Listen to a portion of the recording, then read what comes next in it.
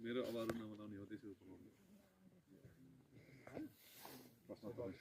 अहिले चाहिँ हामी यो मुगु जिल्लाको होइन मुगु जिल्लाको हामी आइपुगेका छौँ। मुगु जिल्लाको एयरपोर्टमा छौँ।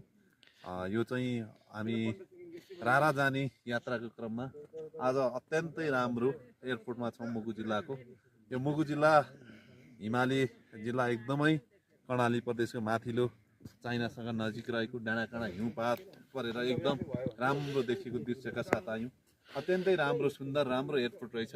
आज मुगु कर्णालीको पर्यटन प्रवर्धन गर्नका लागि मुगुले पनि एकदमै महत्त्व अर्थ बोकेको एयरपोर्ट रहेछ।